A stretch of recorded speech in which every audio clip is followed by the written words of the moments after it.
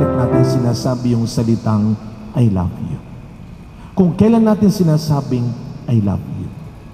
Number 1, I love you because I love you dahil maganda ka, mabait ka, matalino ka, malakas ka, talented ka, attractive ka. Ito yung pagmamahal na may nakitang maganda. At mahalaga yun. Dapat hindi ibang tao ang unang nakakakita ng kagandahan ng bawat isa. Kayo muna. Pero, huwag niyong kalilimutan, may hangganan ang lahat. Paano pag nawala na yung maganda, yung matalino, yung attractive? Kaya niyo pa rin bang sabihin, I love you? Pangalawa, I love you if mahal kita kung bibilan mo ko nito, kung dadalhin mo ko doon, kung meron tayong ganito, I love you talaga. Ito yung pagmamahal na kuminsan nauuwi sa gamitan. John Paul and Rizal, tandaan ninyo, we use things and we love people. Do not use people to love things. Pangatlo, I love you even if mahal kita kahit ganyan lang ang kaya mo. Mahal kita kahit ito lang ang meron tayo. Ito yung pagmamahal na minsan napipilitan. Trust is very important. At panghuli, I love you, period. Ito ang pagmamahal ng Diyos para sa inyo. Sa kabila ng mga pinagdaanan ninyong pagsubok, pagkakamali, sa kabila ng maraming sigurong pinagdaanan ninyong trial sa pagsasama, nandito kayo. Dahil pinili pa rin kayong mahalin ng Diyos. Sa pagkapatuloy ng ating pagdiriwang, ito ang dasal natin para kay John Paul at Rizal na sana araw-araw, huwag nyo lang sabihin, ipakita ninyo ang I love you, not because, not if, and not even if. Katulad at kasama ng pagmamahal ng Diyos, I love you, period. Amen. Yumuko po kayo habang ginagawad ang pagbabasbas.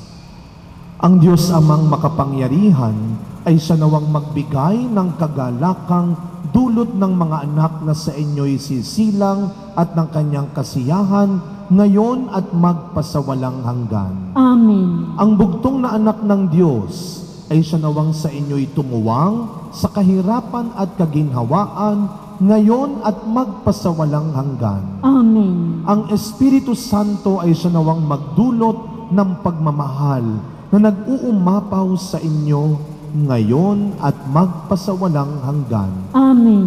At kayong lahat na natitipon dito ay pagpalain nawa ng ating mapagmahal na Diyos, Ama, Anak, at Espiritu Santo. Amen. Tapos na po ang ating pagdiriwang, humayo kayong taglay ang pag-ibig ng Poong Jesus Nazareno. Salamat sa Diyos. Palakpakan natin ang ating Panginoon.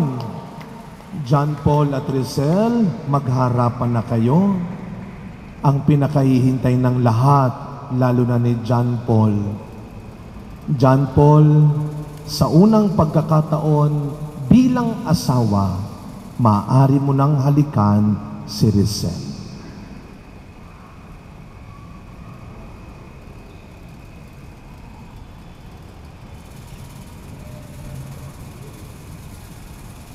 Palakpakan po natin ang mga bagong kasal.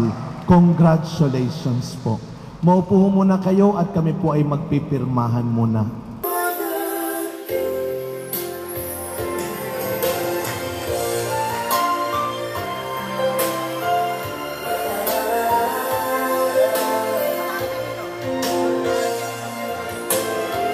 Of course, together with our lovely couple, our cute little angel, Divine. Ayan. So please remain standing, ladies and gentlemen, because before we start with our celebration, hayaan muna natin.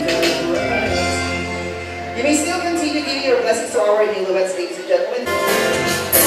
tayo ay maganda na. Sana'y di tayong magbago. Kailanman pagmamukha kaya ang kakaibig. Kung maputi na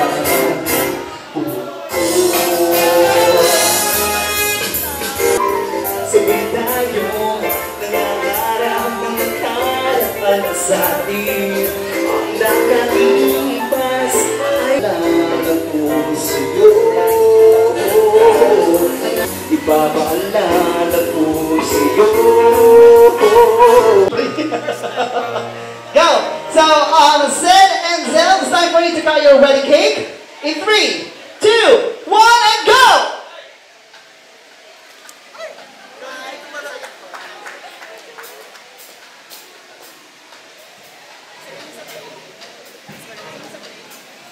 Oh, nahiwa, di ba? Anong hugis ng hiwa? Kasi posible hindi mo tanggapin yan. Dapat kainin mo yan para matupad, di ba? Ganyan na lang. Alright, 3. Ayun! Palagpakan naman natin mga kayo. Brother Robert ha, tsaka Brother Nico ha. Ayan. There you have it, ladies and gentlemen. 1, 2, 3, 4, and 5! Isang malakas na palakpakan mo po, mami! Set, go!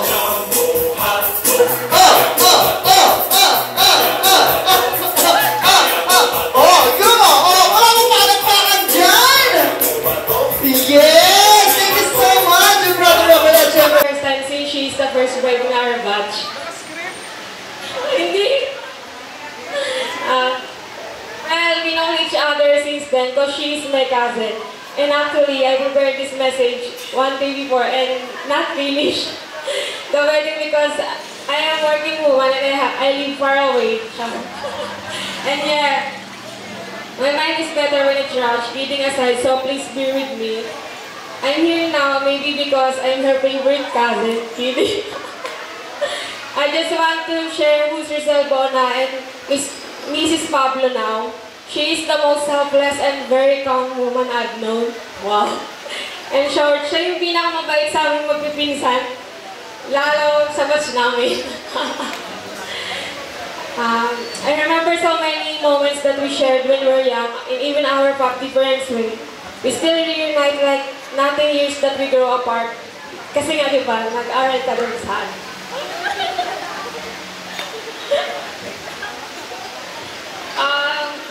Aswerte mo kayo isa, yun lang masasabi ko. Stay strong, tsaka hindi ako manginginom. Kaya, inata mo si Rizal kasi yun lang. Best wishes and congrats sa inyo. Thank you. Alright, yes, marami. Oo. Dahil lang kunyari lang, bibili pagkain. Tsaka, alam ko na si Sid, napakasipag na tao. Napakabait. Hindi siya umiinom. Tsaka hindi siya nagpapasaway kay Sid. Siguro nagkakaroon sila ng problema, yung sarili lang nilang dalawa nagkakatampuhan. Hindi ko narinig na nagsisigawan. Parang nag-aawas yung pulungan lang. Kasi yung bahay namin, magkakasama kami sa isang bahay. Kaso, di ba, magkadikit lang yung dingding, ay idikit yung tenga mo doon, di mo maririnig. Parang nagbubulungan lang po sila. Ganun sila mag-away, walang batuhan, walang nagliliparang mga plato, tsaka baso. O, di ba? Yes. Sana, wish ko sa inyong dalawa na more success pa, lalo kay Sid. Napakasipag na bata. Sa'yo na, konting pasensya. Alagaan mo si Divine, saka si Sid. Alam ko naman, maalaga ka eh. Yun lang, intindihin niyo isa't isa. Wala na akong masasabi pang iba. Mahal mo kayong dalawa na. Maraming salamat po sa inyong dalawang anak na nasa harapan. Sa akin lang, tuloy lang na, kabaitan yung dalawa sa pamilya nyo, sa amin. Yun lang, wala nang masabi. Thank you. Alam niyo rin yung dalawa, Shot na tayo ma. Encourage natin yun. Maging happy kayo forever with your precious daughter. And God first. Every time you do everything, God first, and you will be successful. That's all I wish for you. Be a happy marriage life. Okay, that's it. God bless. Pa-translate mo, pa-translate. Ayun, salamat po. Nga pala, gusto ko magpasalamat kay host Ashton. Palakpakan naman natin siya, guys. Thank you, thank Sobrang you. galing. Sobrang galing. And yun nga po, nagpapasalamat ako kasi alam naman natin, merong mga umalis na gawa ng nasa malayong lugar. Pero ang pinag-appreciate ko, the mere fact mo na nandito kayo, nagstay sa amin, yun yung pinagpapasalamat ko po talaga. Na salamat po na naging bahagi kayo ng masayang bahagi po ng buhay namin. Ayoko umiyak kasi sabi ni Zel, si Badger sumiiyak no? Hindi ako ganon. Pero yun nga po, hindi namin nakakalain na matutuloy ito. Kasi syempre, mahal, what I mean is mga usaping finances, usaping oras, etc. Pero alam ko, yung paniniwala namin sa Pong Jesus Nazareno, yun yung una talagang pinagpapasalamat namin. Mind you guys, sobrang hirap mag-apply doon sa church. Doon lang po sa letter namin, umabot yun ng 6 to 7 months. At wala pong assurance yun, mga kapatid. Hundreds or thousands of letter yung pinapasa doon para ma-approve. Pero mapalad doon kami kasi na-approvean kami. Yun yung pinagpapasalamat ko at sana po i-wish nyo po at panalangin nyo po na maging matatag po yung relasyon namin at pinapanalangin din po namin kayo dahil isa po kayo sa mga blessings sa buhay namin. Maraming salamat po sa inyo lahat and God bless you. Si God na pang bahalang magbalik sa inyo. And what about Zel? Ayan na, palaging mahiyain. Thank you po sa lahat ng pumunta.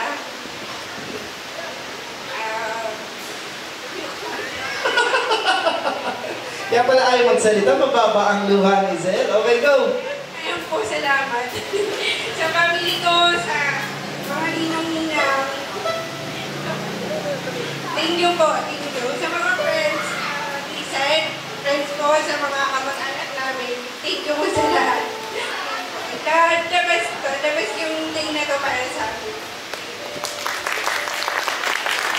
Alright, maraming salamat once again. Tash, ay pinangunahan na Kuya Rami. Maraming salamat sa pag-alaga sa amin. At syempre maraming salamat sa napakasarap nating dinner.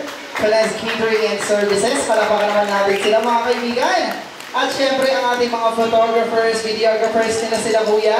Ayan, ito ang ating photo booth. Maraming salamat po. Thank you so much sa ating DJ. Ayan, thank you so much.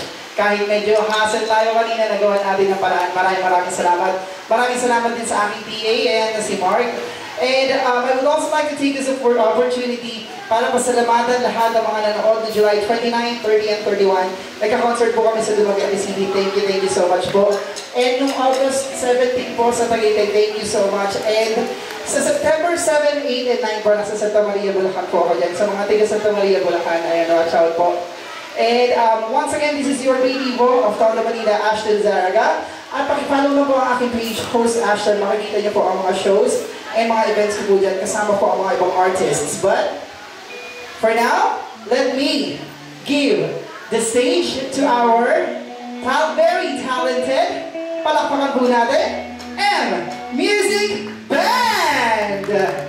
At syempre, hindi pa dyan natatapos ang sorpresa dahil ang groom mismo ang hahandugan kayo ng unang kanta para sa kanyang asawa at para sa inyong lahat. At lyrics daw, sinigaw niya sa mic. Go! Pasok!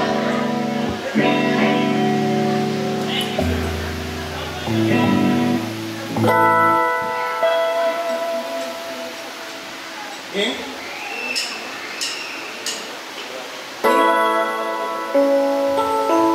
Team song pala namin ni Zel, mga guys. Gusto ko kantahin sa kanya. I spend all my life looking for the reasons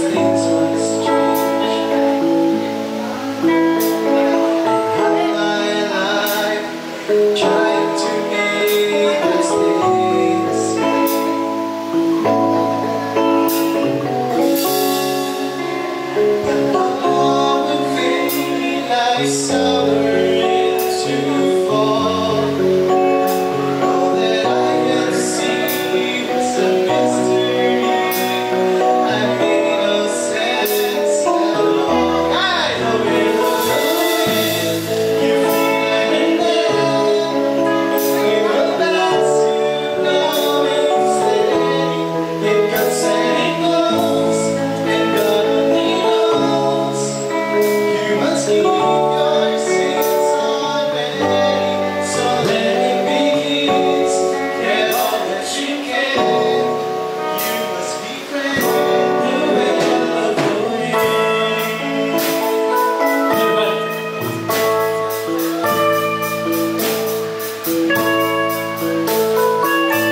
Mga kabanda ko po nung high school. Yeah. In music, mga kapatid, 10 years na kami hindi nakanta. I spent so many hours thinking of the way things went down. And so many hours trying to bring the good times back again. So it goes for all the ardent fools. They have learned to slip away until my beautiful asawa, mga kapatid.